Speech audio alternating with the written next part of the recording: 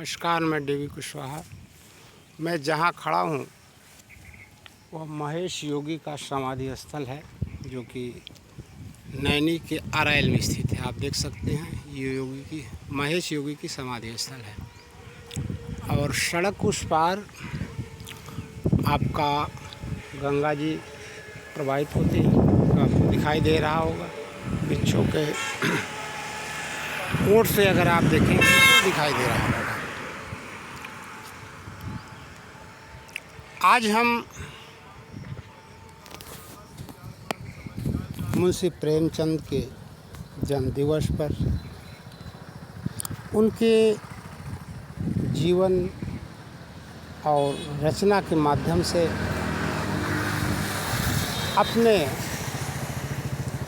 खुद के जीवन के अनुभव से मुंशी प्रेमचंद समाज के लिए कितना कुछ किया, उसके बारे में चर्चा करेंगे। मुंशी प्रेमचंद का जन्म 31 जुलाई 1880 को बनारस के लमही नामक गांव में हुआ था। इनके बचपन का नाम धनपत राय था और इनके पिता पोस्ट ऑफिस में एक क्लर्क पद पर तैनात थे। इसलिए इनकी शिक्षा दीक्षा अलग अलग ज़िलों में संपन्न हुई और प्रारंभ में इनकी माता का देहांत हो गया था, जिससे इनकी सौतेली माँ से इनका जीवन बहुत दुखी था। और इसी वेदना को अपने उपन्यास में अनेक माँ को मारकर अपने पात्रों के माध्यम से उस वेदना के यथार्थ को दिखाया और समझाया है। इनका विवाह बचपन में कर दिया गया था, जो एक अनमेल विवाह के अंतर्गत आता था, जिससे इनकी पटी नहीं, तलाक हो जाता है। और दूसरी शादी शिवरानी के साथ हुआ, जिसमें वे लिखते हैं कि शिवरानी के साथ हमारा जीवन बहुत सुखमय बीता। इनके 2 पुत्र और 1 पुत्री थी, जिसमें अमृत राय इनके बड़े पुत्र थे, जो वर्तमान में इलाहाबाद के अल्लाहपुर में रहते भी हैं। एक लेखक और कवि भी हैं। प्रेमचंद ने अपने जीवन में बहुत कुछ देखा था, झेला था।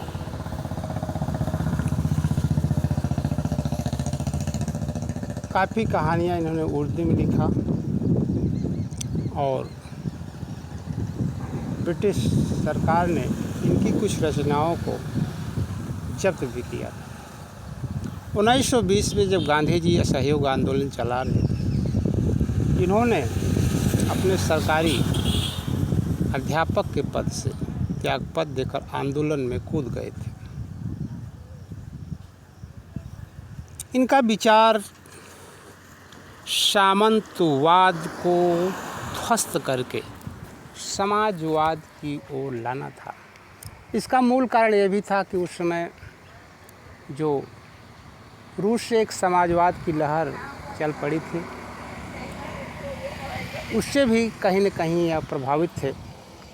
और 1936 में जब नव समाजवादियों का, कवियों का जब एक महासम्मेलन हो रहा था, उसमें भाग भी लिए। और उसी के बाद जब घर वापस आए, 8 अक्टूबर 1936 को यह महान उपन्यासकार हमारे बीच से चला गया। लेकिन उनकी रचनाएं, उनकी यादें आज हमारा पथ प्रदर्शन करती हैं, जो हमें समाज के वास्तविक और यथार्थ स्वरूप से परिचित कराती हैं।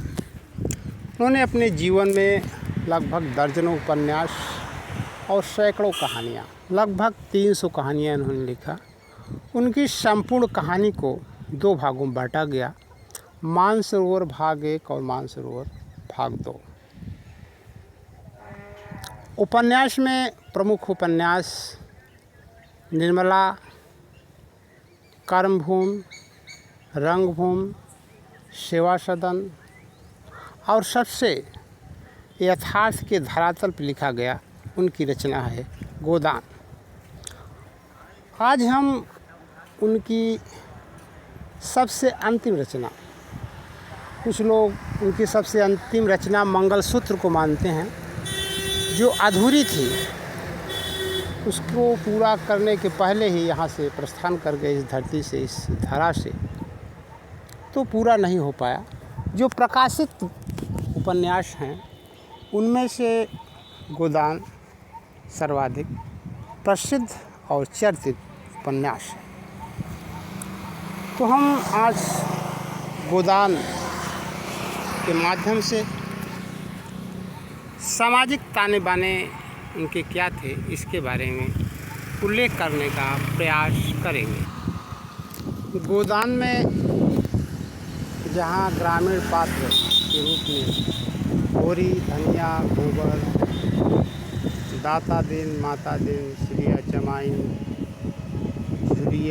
झुनिया प्रमुख पात्र हैं, वहीं शहरी परिवेश में राय साहब, अमर और मेहता, मालती, मिर्ज़ा जैसे प्रमुख पात्र हैं।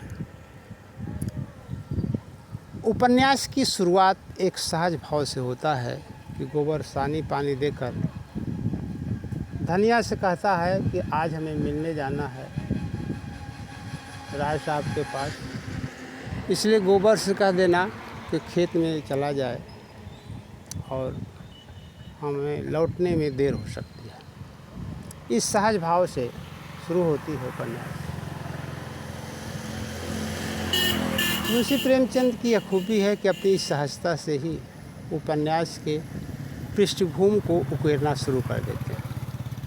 वास्तव में मुंशी प्रेमचंद का यह अतुलनीय और अविस्मरणीय उपन्यास उत्तर भारत के परिचय के लिए आज भी सदैव प्रासंगिक है।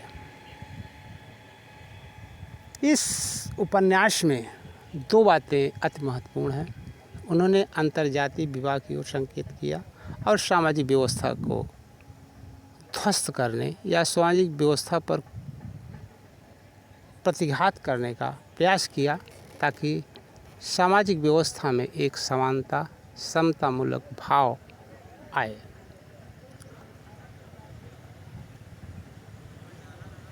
अंतर्जातीय विवाह में होरी का लड़का गोबर एक विधवा लड़की झुनिया, जो भोला महतो थे, भोला उनका साथी था, उससे विवाह किया, जो ग्वाला समाज से आते थे। इसके अलावा कुछ प्रेम विवाह का भी वर्णन किया। उदाहरण के लिए पंडित माता दिन का लड़का दाता दिन सिलिया चमाइन से अगाध प्रेम करता था और उसके परिणाम स्वरूप एक लड़का भी हुआ। पहले तो वह छिप छिप कर घूमता रहा इधर उधर, लेकिन एक दिन संयोग से वो लड़का मर गया। अब सिलिया ने इसकी सूचना भिजवाई तो दाता दिन सीना खोल कर कहा, हमने उसको रखा है, वो हमारा लड़का है, समाज कुछ भी कहे, मैं उसके साथ रहूँगा। इस तरह से एक प्रेम विवाह को भी सैद्धांतिक रूप से बहुत ही मजबूत रूप में दिखाया है, अंतर्जातीय विवाह को भी दिखाया है। सामाजिक व्यवस्था में खासकर जो कुप्रथा है या पहले की एक सोची समझी साजिश, जो पूरा उपन्यास का नाम है गोदान, उन्होंने यह दिखाने का प्रयास किया कि जिस व्यक्ति की इतना भी सामर्थ्य नहीं है कि वह जीवन में अपने लिए एक गाय खरीद ले और उसी के लालसा में उसने जीवन त्याग दिया हो, उस व्यक्ति से भी गोदान यानी मरते दम में गाय का दान लिया जाएगा। इस व्यवस्था पर, इस ब्राह्मणी व्यवस्था पर उन्होंने करारा व्यंग किया है। अंत में कहानी का जो अंत है, इस उपन्यास का जो अंत है, जब गोदान की बात आती है तो उसने न तो उसके पास कोई गाय थी न तो बछिया थी। 1.5 महीने से जो कमाई सुतली काट कर बेच कर रखी थी 100 रुपये, उसी को माता दिन को देकर गोदान की रस्म को पूरी करती है। तो इस उपन्यास में जो मुंशी प्रेमचंद ने समाज की यथार्थता को घेरा है और जिन चीज़ों को समाप्त करने के लिए संकेत किया है, उसको समाप्त करने का एक लोकतांत्रिक मूल्यों वाले लोगों को या प्रबुद्ध या जागरूक लोगों को प्रयास करना चाहिए। बहुत बहुत धन्यवाद। और इसी प्रकार से अन्य विश्लेषण और लेखकों के बारे में जानकारी के लिए हमारे चैनल को सब्सक्राइब ज़रूर करें। Thank you watching for this video.